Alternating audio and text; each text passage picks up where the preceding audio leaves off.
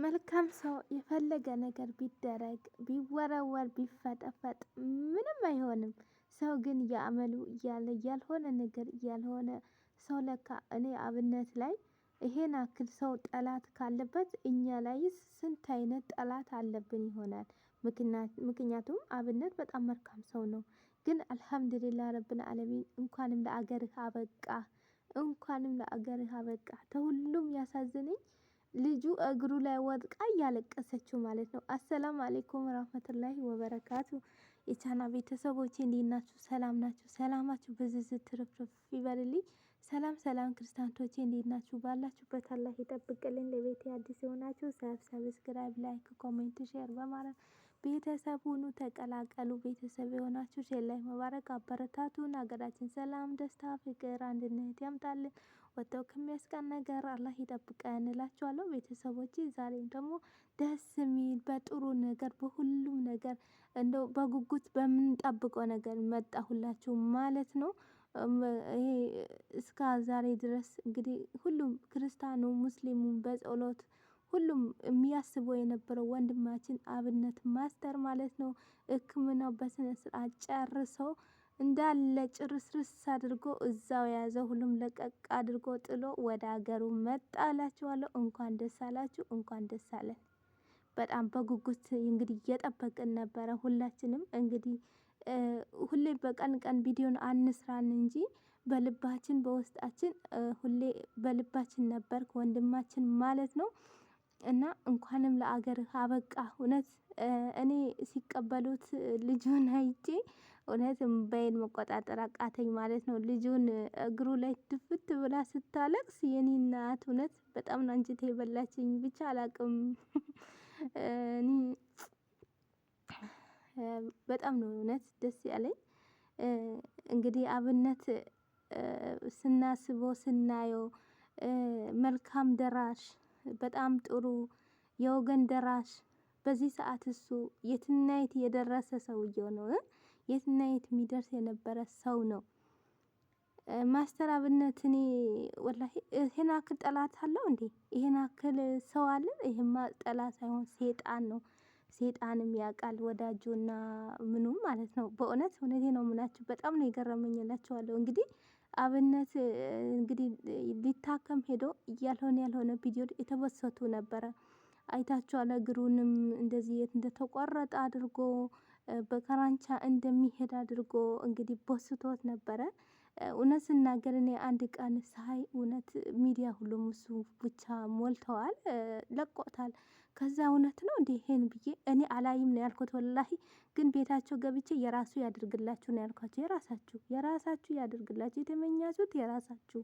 እሱ ምንም አይሆንም በስነ ስርዓት ታክሞ ነው የሚመጣው። ግን የተመኛችሁት ይህን ነገር የምታስቡት በራሳችሁ ይሁን ብዬ ነበር ገብቼ ጽፌ መውጣ የነበረው ማለት ነው። በእውነት ስናገር ማለት ነው በጣም ነው የተናደድኩት።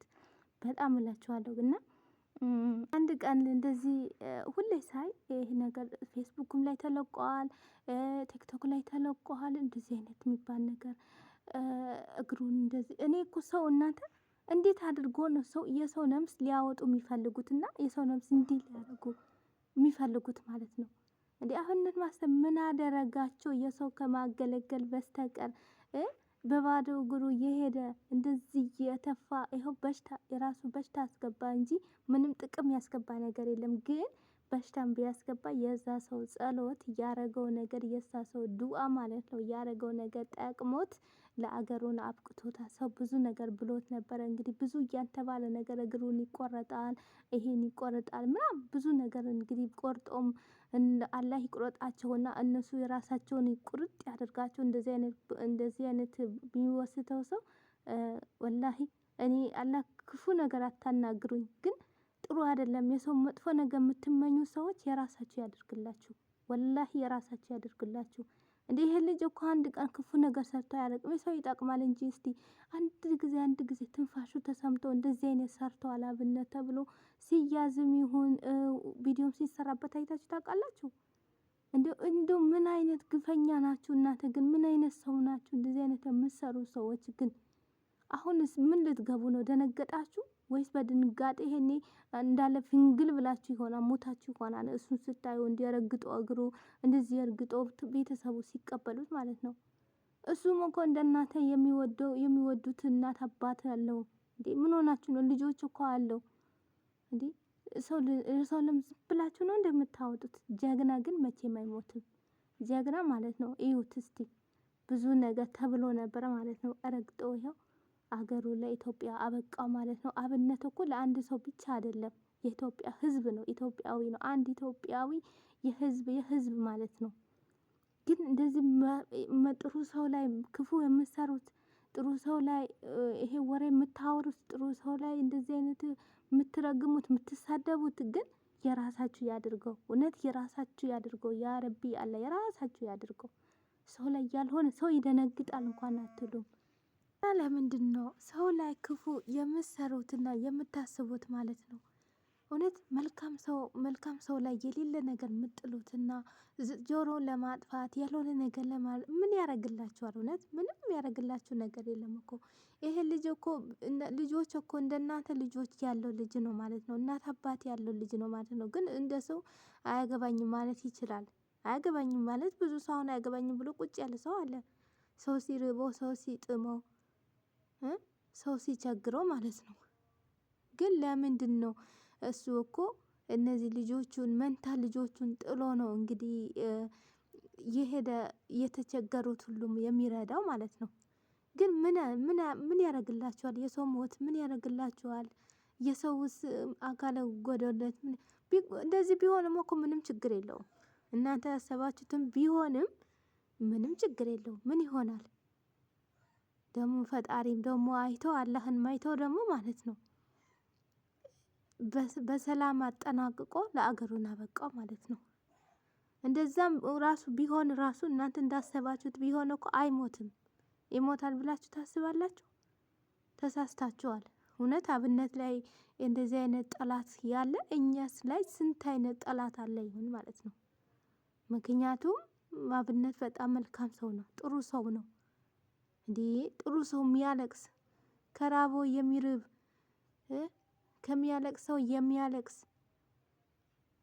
በጣም እንባቸውን እንግዲህ የስንት የደሃ ስንት ማለት ነው ስንት እግራቸውን ምን ሳይድ እያጠባ ምን እያለ የእሱ ነው። አሁን እንደዚህ አይነት ሰው የምትመኙለት፣ እንደዚህ አይነት ነገር የምትመኙለት፣ ኧረ በእናታችሁ እውነት በጣም ታስጠላላችሁ። እውነት በጣም ትደብራላችሁ።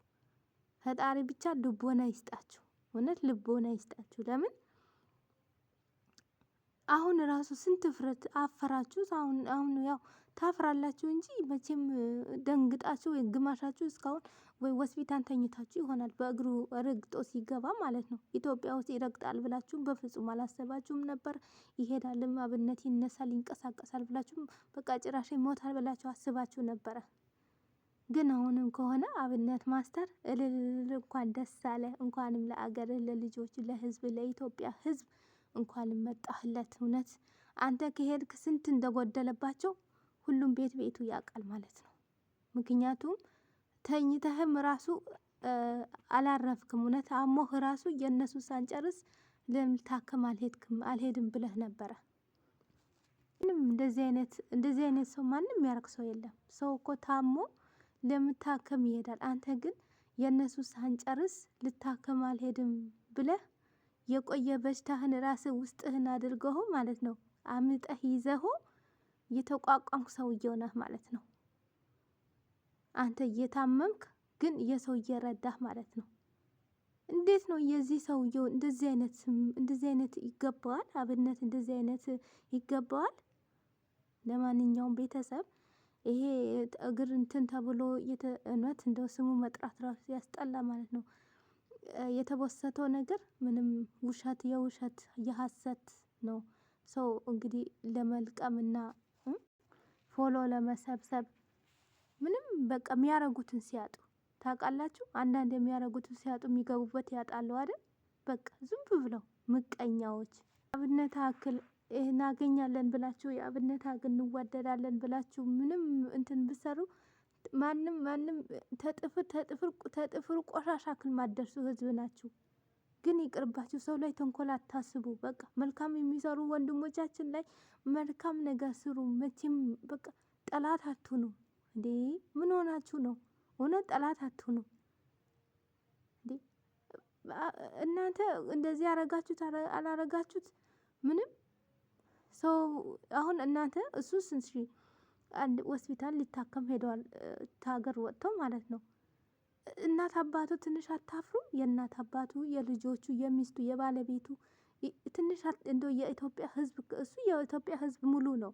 የዛ ሰው ካላፈራችሁ ማለት ነው። የእናቱ እናት ማለት ነው። እናት ታውቃላችሁ። እናት እንኳን ይሄን አክል ራስ ምታት እንኳን ካመመ እናት እንዴት አድርጋ እንደምትጨነቅ አባት እንዴት አድርጎ እንደሚጨነቅ ታውቃላችሁ ማለት ነው። እናንተ እነሱ አሁን ልጃችን ይመጣል አይመጣም ብሎ በጸሎት ያሉ ሰው ናቸው ማለት ነው። እንደዚህ አይነት ፖስታችሁ ሚዲያ ላይ ስትለቁ እነዚህ ሰዎች አንድ ነገር ቢሆኑስ፣ እናቱን አንድ ነገር ቢሆኑስ፣ ወይስ አባቱ አንድ ነገር ወይ ባለቤቱ የሆነ ነገር ብትሆንስ፣ ልጆቹስ ገና ልባቸው ያላወቁ ልጆች ናቸው። እንዴ ትንሽ አታፍሩም እንዴ? እውነት ትንሽ እንኳን ለቤተሰቡ ብላችሁ ትንሽ ራሱ ሼም የላችሁም?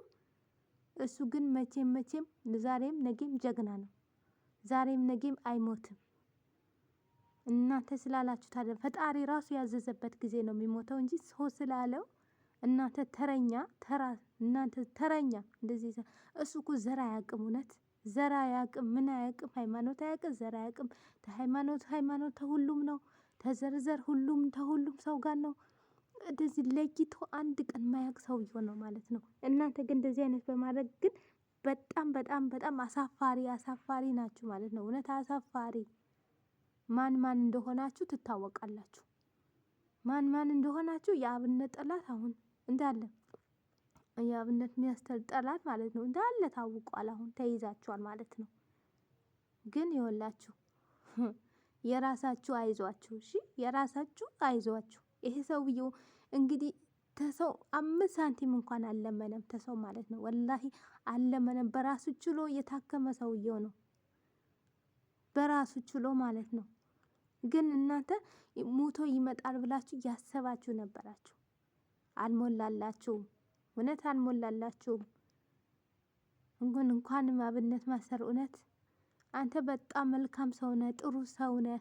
እውነት የአገሩ በቃ የሁሉም ሀገር የምትመራ ሰው ነህ። እናት ስታለቅስ የምታለቅስ፣ ህፃናቶች ሲያለቅሱ የምታለቅስ፣ ወገን ሲያለቅስ የምታለቅስ ጥሩ ሰው ነህ። እውነት አላህ ጥሩ ነገር ይግጠምህ። የያዘ በሽታ አሁንም ጨርሶ ይማርህ። እንግዲህ አሁንም ድምፅ ሰጥቷል ማለት ነው። ሂጄ እንግዲህ በአመትም ይሁን እንግዲህ በስንት ወሩ ይሁን አላቅም ሂጄ ቼክ አረጋለሁ ብለዋል። ይህንንም ቼክ ሳታረግም ሳታረግም እንዳለ ሙሉ በሙሉ ልቅቅ ያድርግህ። እውነት ካንተ የዋለ ካንተ አይደር እና በጣም እንወድሃለን አብነት ማስተር። እንኳን ደስ አለ፣ እንኳን ለቤተሰቦችም ለኢትዮጵያ ሕዝብ እንኳን ደስ አላችሁ። እንግዲህ በጉጉት የምንጠብቀው አብነት ነበረ። አልሐምዱሊላ እንኳን ለዚህ አበቃ ማለት ነው። ቤተሰብ እናንተም እንግዲህ ደስታችሁን ግለጹ ማለት ነው። ምቀኛ ይውደም እላችኋለሁ። ጠላቱ እንግዲህ ይደንግጡ እላችኋለሁ። ወዳጁ ሁሉም ይደሰቱ እላችኋለሁ። በሌላ ደግሞ በቀጣዩ ደግሞ እንግዲህ ሁሌ እንመጣለን ማለት ነው። ያው እንዳያችሁት እንግዲህ አብነት ማስተር እንግዲህ የማይወደው አብነት ማስተር ላይ ጠላት አለ ብዬ አላምንም ነበረ፣ ግን አሁን አወቅኩኝ ማለት ነው። እሱ ላይ ግን ይሄን አክል ጠላት ያለ እኛ ላይ ስንት ጭንቅላታችን ወርሶን ይሆናል ብዬ አስባለሁ። መልካም ሰው ላይ እንደዚህ እኛ ምንም ሳናረግ ማለት ነው። እውነት እሱ ይሄን ነገር እየለፋ እያደረገ ማለት ነው። እና ቤተሰብ ይሄን ይመስላል። እንኳን ደስ አላችሁ። እኔ ደስ ብሎኛ በጉጉት የምንጠብቅ ነበረ። አብነት ማስተር ጨርሶ ይማርህ ወንድማችን፣ እንወድሃለን። ነገም ዛሬም አብነት ነህ፣ አትቀየርም። እና ቤተሰብ ይሄን ይመስላል እላችኋለሁ። በቀጣይ ደግሞ እስከ ስንመጣ ድረስ መልካም ጊዜ መልካም ቀን ይላችሁ። መልካም ምሽት። ባይ ባይ።